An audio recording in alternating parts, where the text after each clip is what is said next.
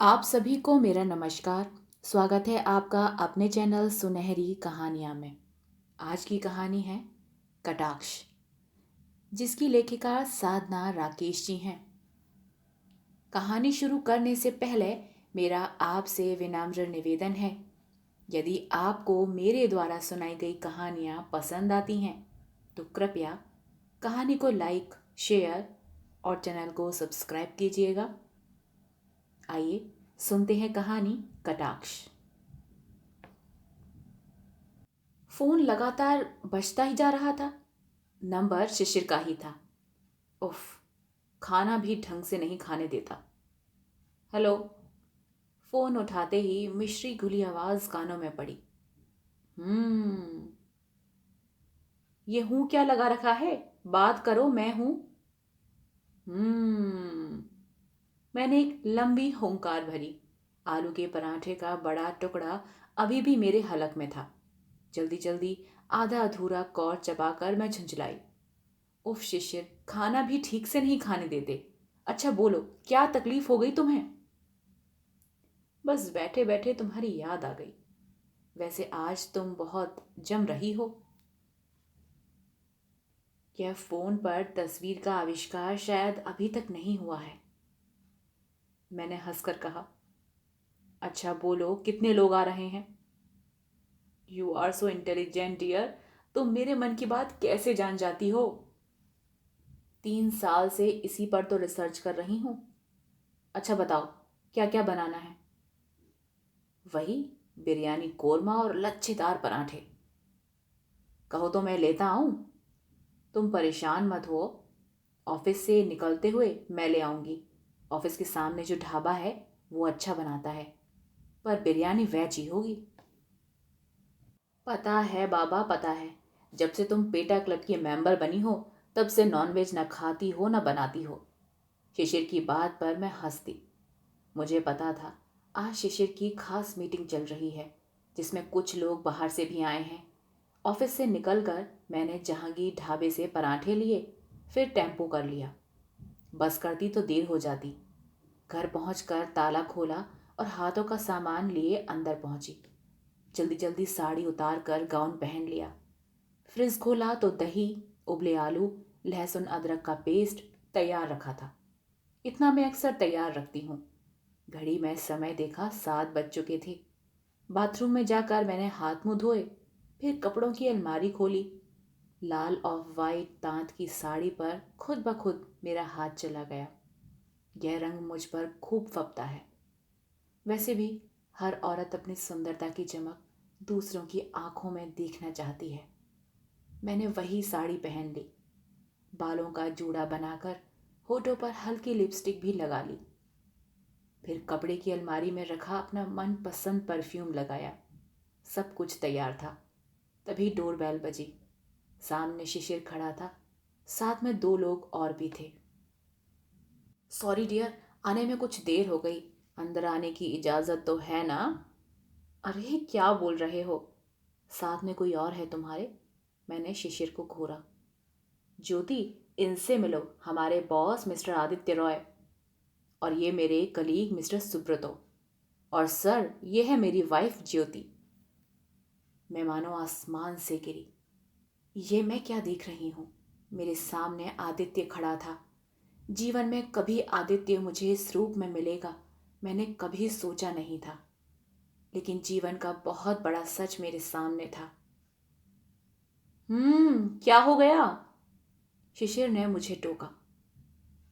नमस्ते मिस्टर रॉय। मैंने बड़ी मुश्किल से हाथ जोड़े। उनका औपचारिक स्वागत करके मैं अंदर आ गई। रसोई में आकर अपनी बेकाबू सांसों पर काबू पाने की कोशिश की। कैसे सामना करूं मैं उस आदमी का जिसने जीवन में सिर्फ मुझसे ही प्यार किया और मैंने हमेशा उसकी चाहत को ठुकराया, जिसके जिक्र से भी मुझे एक लिजलिजेपन का एहसास होता था। आज वही व्यक्ति मेरे पति का बॉस है। तभी शिशिर की आवाज आई। अरे भाई, कहाँ रह गई? हाथों में ट्रे पकड़े ही मैंने शिशिर को आवाज दी। मेरी शक्ल देखते ही शिशिर घबरा गए। क्या हुआ ज्योति, तुम्हारी तबीयत तो ठीक है ना? हाँ, बस यूं ही चक्कर सा आ गया था। ओहो, तुम अभी बैठो, आराम करो। खाना खाने में भी वक्त है। बाजार से कुछ लाना हो तो बता दो। नहीं नहीं, सब तैयार है। मैंने जबरदस्ती चेहरे पर मुस्कुराहट लाने का प्रयास किया। शिशिर मेरा गाल थपथपाकर चले गए और मैं वहीं पलंग पर थप से बैठ गई। मेरी नम आंखों में अतीत नाच उठा। कॉलेज में मुझसे 2 वर्ष सीनियर था आदित्य। काला रंग, बाहर को निकले दांत और दुबला पतला शरीर। ढीली ढाली पैंट शर्ट में वह हमारे ग्रुप में कार्टून दिखता। पढ़ने में ज़रूर होशियार था वह। एक बार रैगिंग के दौरान सीनियर्स से बचाया था उसने मुझे। मैंने हौले से मुस्कुराकर उसका शुक्रिया अदा किया था। मैं इस बात से अनजान थी कि धीरे धीरे आदित्य मुझे चाहने लगा है। मैं कॉलेज में जहाँ से भी गुजरती उसकी आंखें मेरा पीछा करती रहती। कॉलेज के वार्षिक उत्सव में हम दोनों ही प्रथम आए। मुझसे हाथ मिलाकर वह मुझे विश करने आया था। मैंने बस हाय और सेम टू यू कहकर जल्दी से उससे पीछा छुड़ा लिया था। लड़कियां मुझे छेड़ती, ज्योति, तेरा मजनू लैला की तरह काला है और तू हीर की तरह गोरी। लेकिन 1 वर्ष बीतने पर भी आदित्य की वही प्रतिक्रिया रही। वह जिन नज़रों से मुझे देखता उनमें मासूमियत एवं बेचारगी भरी होती। एक दिन कॉलेज के खाली पीरियड में जब लाइब्रेरी में बैठी मैं कोई नोट तैयार कर रही थी, वह मेरे पास आया और बड़ी मासूमियत से कहने लगा, ज्योति, मुझसे शादी करोगी? तो मैं जैसे आसमान से आ गिरी। मैंने उसे ऊपर से नीचे तक घूरा, फिर जोर से हंस पड़ी। Don't be silly mister Aditya, आपको पता है आप क्या कह रहे हैं? हाँ ज्योति, मैं तुमसे पूछ रहा हूं कि क्या जीवन के सफर में तुम मेरी साथी बनोगी? मैं भी शादी करने के लिए नहीं कह रहा हूं। शादी मेरे सेटल होने के बाद ही होगी। बस अब मुझे क्रोध आ गया। सुनो मिस्टर आदित्य, यह मेरा बीएससी का तीसरा वर्ष है। मुझे अपना करियर बनाना है, तो शादी का तो प्रश्न ही नहीं उठता। रही आपसे शादी करने की बात, तो शायद कोई अंधी ही होगी जो आपसे शादी करेगी। क्रोध से भरी मैं वहां से उठकर चली गई। आदित्य के चेहरे की बेचारगी देखने के लिए मैं वहां नहीं रुकी। आदित्य का वह आखिरी साल था। पेपर देकर वो चला गया, फिर मुझसे कभी नहीं टकराया। न मैंने जानने की कोशिश की कि वो कहाँ है। बीएससी के बाद ही मैंने नौकरी कर ली और 2 वर्ष बाद ही मेरी शादी शिशिर से हो गई।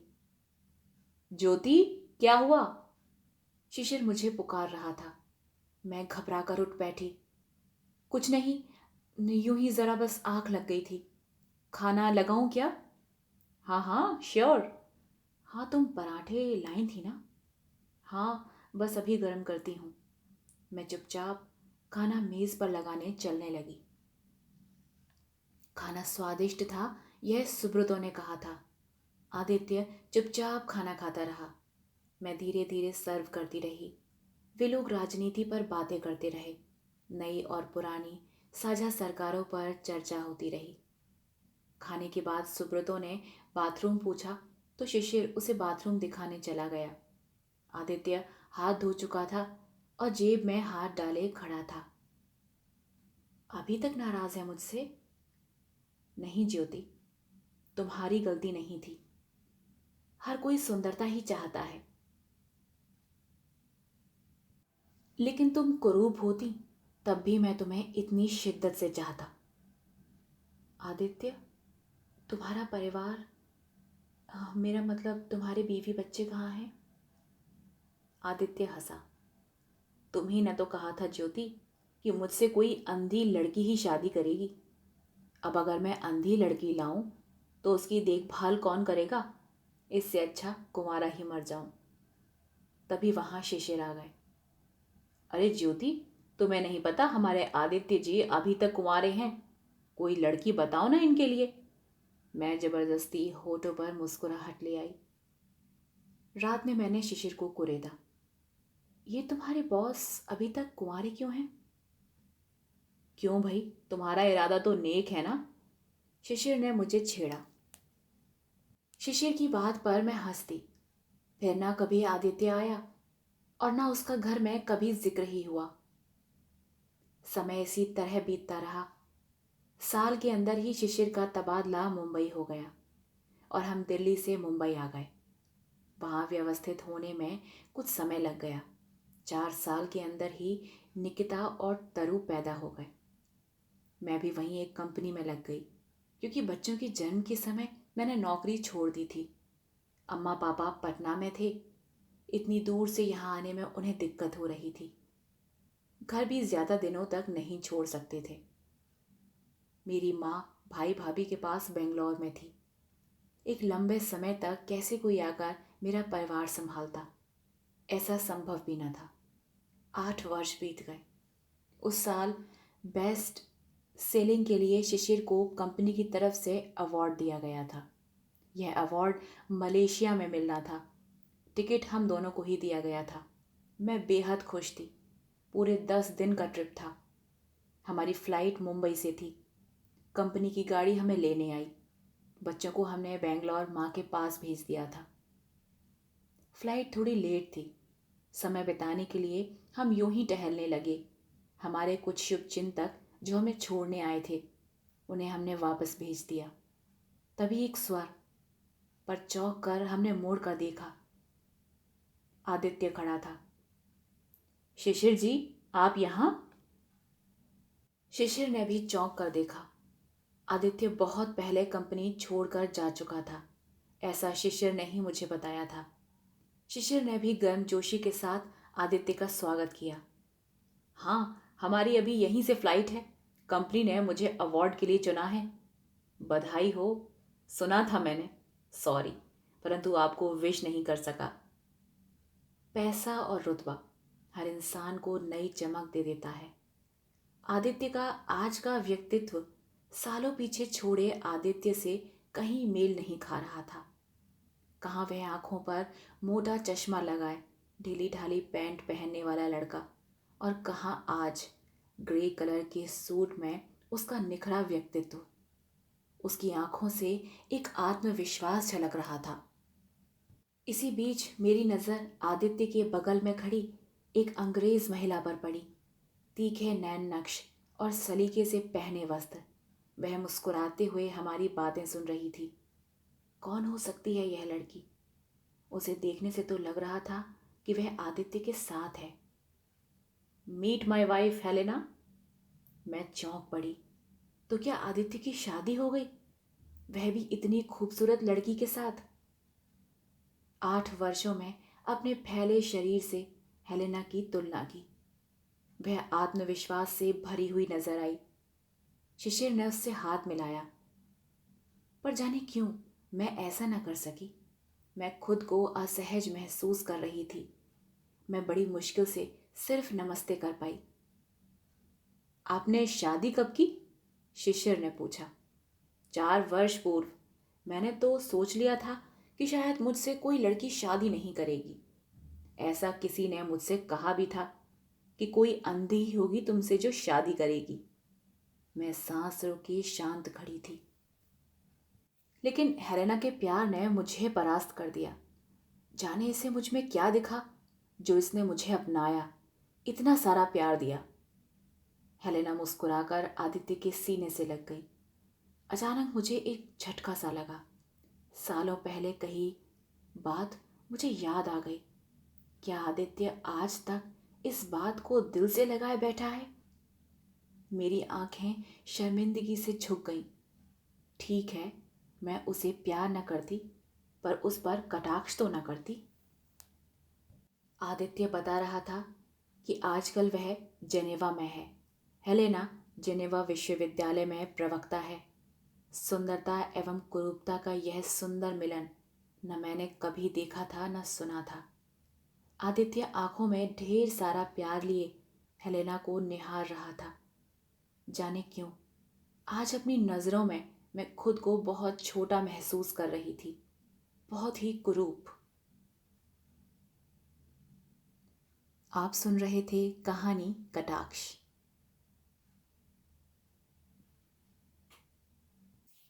आशा करती हूँ आपको यह कहानी पसंद आई हो। कहानी पसंद आई हो तो कृपया कहानी को लाइक, शेयर और चैनल को सब्सक्राइब कीजिएगा। मिलते हैं एक नई कहानी के साथ। तब तक के लिए धन्यवाद।